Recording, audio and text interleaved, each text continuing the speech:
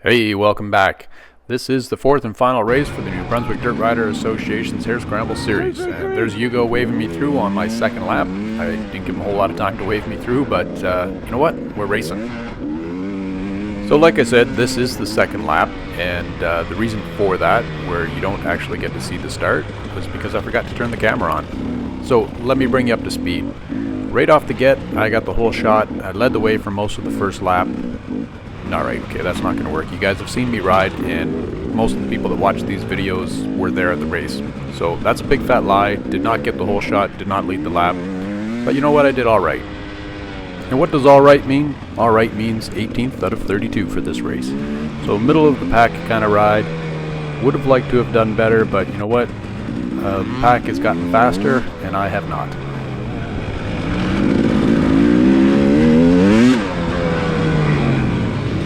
Alright, so let's start talking about the race. Here we are on the infield. This is a good spectator section. You can see there was two lines there. One was supposed to be the faster line, but the obstacles there really slowed you down. Not the first log, but the series of looks like a half wagon wheel. Not a good route. It was getting pretty chewed up and pretty slippery. So most people elected to take the chicken line, the line that I was just on, and just get through it a little clean. Now what wasn't clean was this little chicane, because we ended up bringing up quite a bit of mud onto the pavement, and with off-road tires and mud on hard surface like this pavement, there was more than a few bikes that got dropped, and more than a few barrels.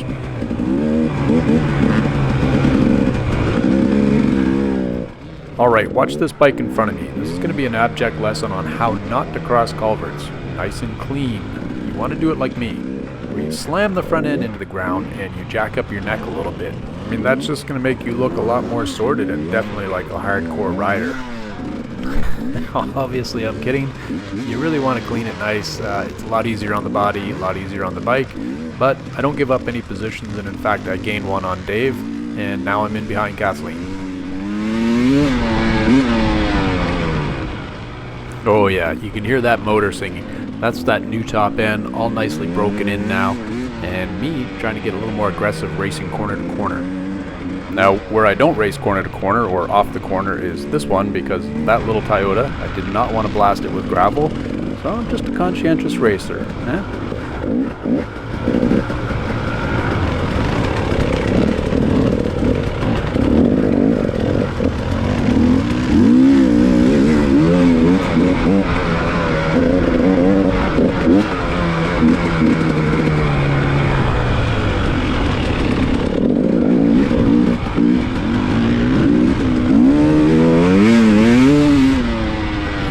Let her eat.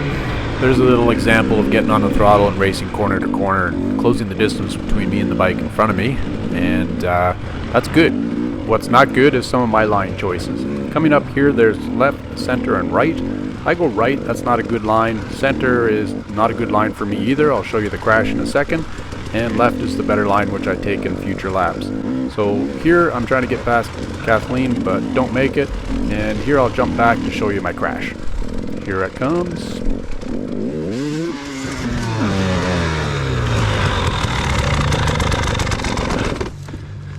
You good? So part of me wanted to say I'm happy that was my only crash, but maybe I'm not pushing hard enough if that was my only crash. There was certainly lots of times where I'm doing the old spider legs and dancing around like a bobblehead doll trying to stay on the bike, but that was my only crash.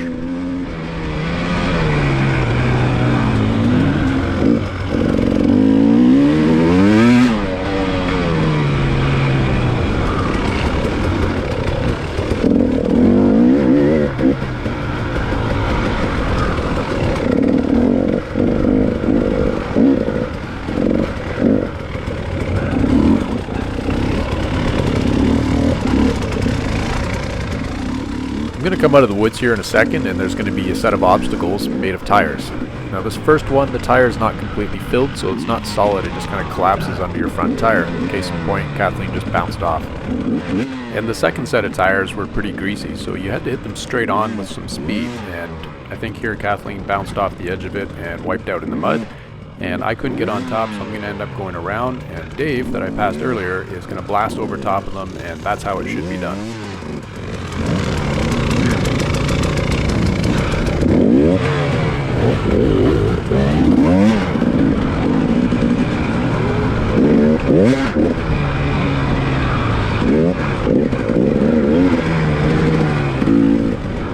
Alright, you come off those tires and right here, there's a ditch. And you can jump it like Lance does. And if you're good, you'll clear it. And if you're not good, you're going to eat some handlebars. I chose not to dine on handlebars. And here's Francois pushing his bike. I'm not sure what happened there. I think he was having some issues with his battery. Later in the race, he does eat the handlebars pretty hard. Although finishes just ahead of me. So in the end, we do a three-way battle. It's going to be Francois, me, and then Kathleen.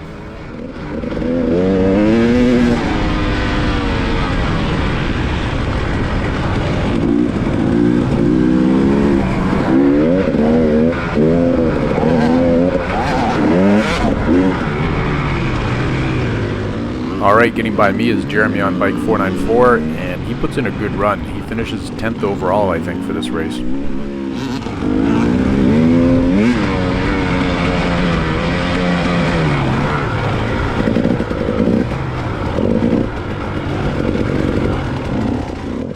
Okay, coming up here, this is an area where I need to improve. I'm getting better, but I just need to have a bit more faith to go a lot faster. The faster you go, you're going to get that centrifugal force acting on the wheels, and it's going to keep you going straight. This is the ruts here. If you go slow, you tend to crab sideways in the rut and your front tire comes out. So grab big handfuls of throttle and get after it.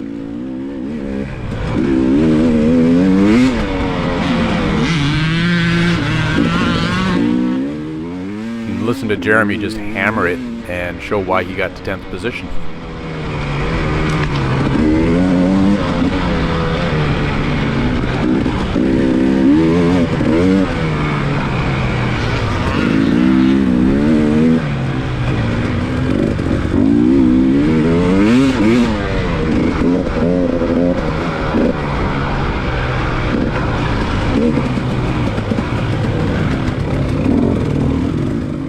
Alright, we're coming into the back half of the track now, and this part of the track has lots of double track, but lots of ruts and lots of mud. So there are areas to make mistakes, and there are areas that will fatigue you and slow you down. And I'm not sure how the really fast guys are doing it. If I was fast, I'd be able to see what they're doing, but I'm not, so I don't. So I just got to figure it out on my own.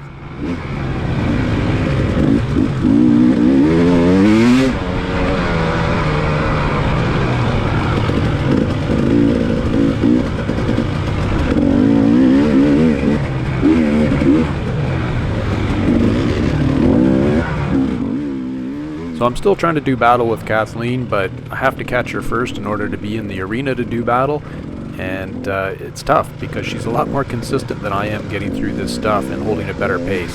However, we're both going to make mistakes where we trade up positions quite a bit, and her mistake is going to come up in a little bit and I'm going to get around her, but rest assured that happens again where I make the mistake and she gets around me.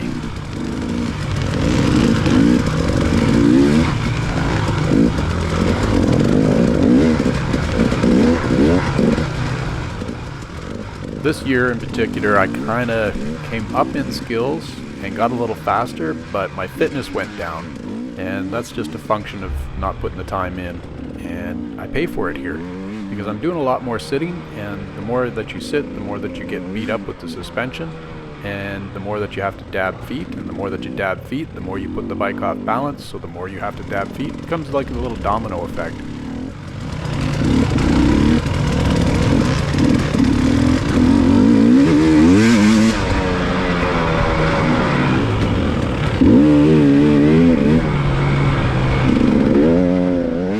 We duck into this little section here, and it's got a really deep rut, and I think Kathleen lost the front end, so I had my opportunity to get around, and I do.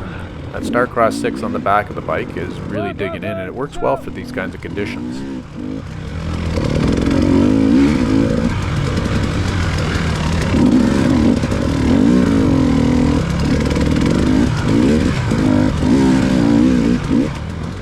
It's frustrating to watch this now because I'm not standing up and I'm fighting the bike and fighting the terrain. If I was standing, it would be a lot easier to control the bike.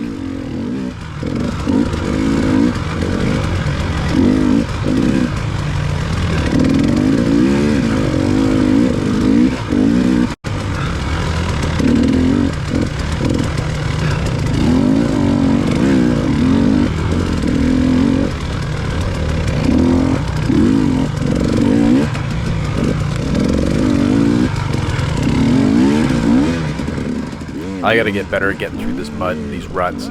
Just pin it and go through, I guess. I'm not sure, but every time I slow down I lose it and I lose positions. So there goes Jacob on bike 92 and there goes Sean on bike 812 getting by me.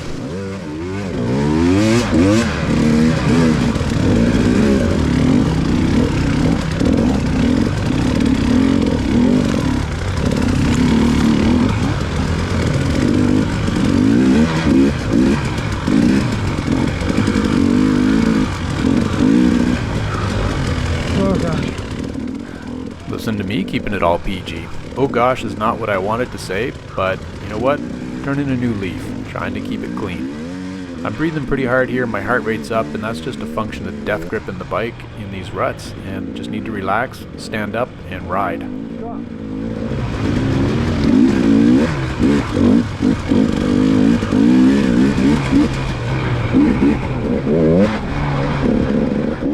In the interest of trying to keep this video a little bit shorter, I'm going to cut sections out of this lap. Normally I like to show you the entire lap, but it's taking me about 21 minutes to do a lap, and that's a long time to watch a video. Just for reference, the top guys in this class are turning in 17:30s, and the pros are another minute faster than that. So you can go quite fast if you're, well, those guys.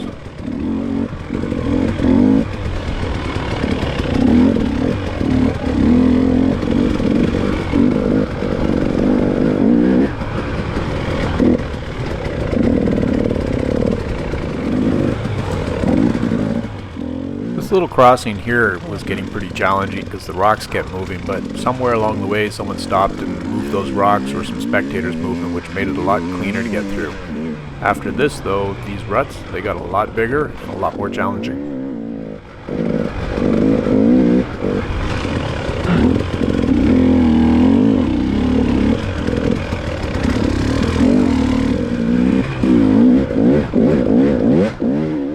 Just beating myself up going through those whoops. If I just went a little faster, I could probably skip over the tops of them, but as much as the suspension seems to be working pretty good on this bike, I think those forks are just a little out of their element when you start getting into motocross type stuff where you got big whoops and speed, and I'm not sure what I'm going to do about that, but stay tuned.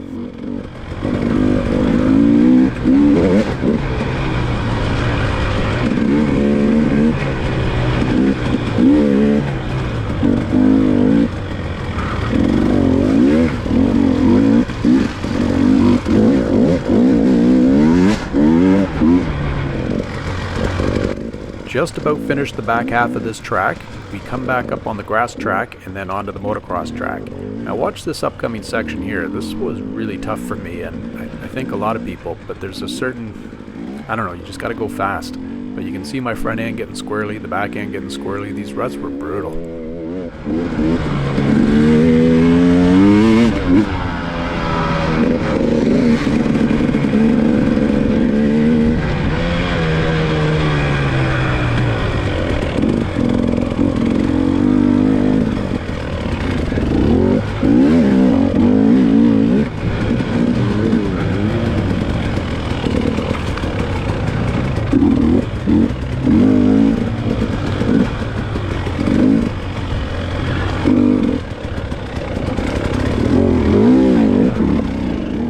Alright, up onto the motocross track, and this is not my forte. I don't know much about jumping a bike, and I've been more comfortable at different times. Not feeling it on this particular track, and I really need to get out on Wednesday nights and ride this track where they have practices, and maybe get a lesson or two from Sam Ailes, which you'll see in the highlights at the end of this as he goes blasting by me.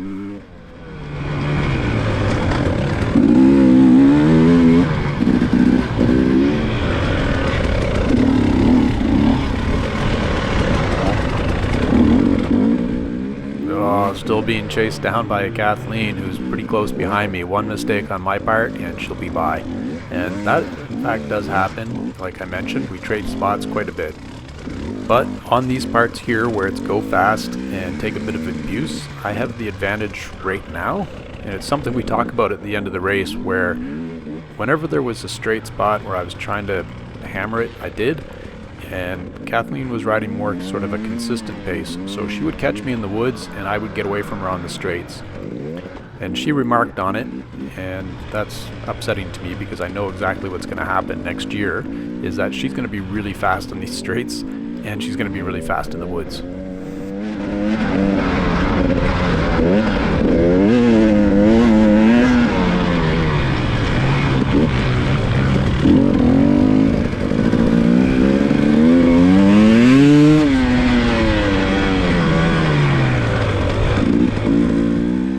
So this brings us up to the end of lap 2, and I do 6 laps total and finish 18th overall out of 32, so not bad.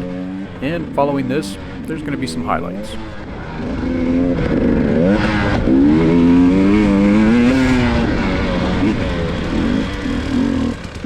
Alright, first up, Robin, who sat here for probably 3 laps, I think, before she was rescued with a broken down bike. Not sure who this is. I think they got their bike going again. Not sure what the problem was, but they assured me they were good as well. I am a motocross god.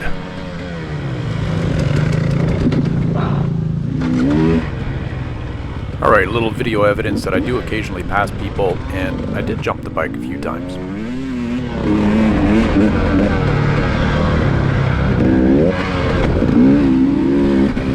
But I don't jump it quite like Sam Ailes jumps it.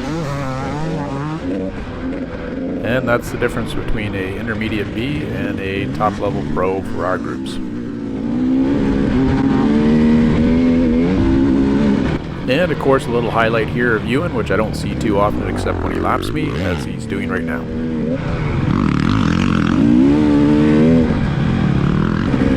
Alright, just a little bit more video evidence of me getting a pass in, although Dean is not in my class, so it doesn't really count. I'm taking it anyway.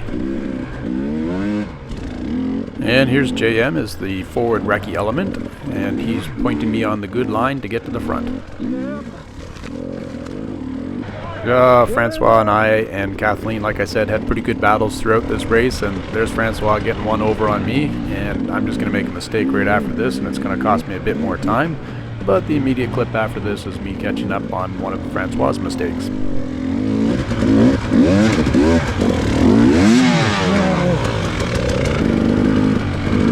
And here we go, trading spots again. This last clip is going to be Sam Hines going by me, and a good shout out to Sam, who took top spot in the intermediate class for both Nova Scotia and New Brunswick. It's kind of hard to believe we raced in the same class, isn't it?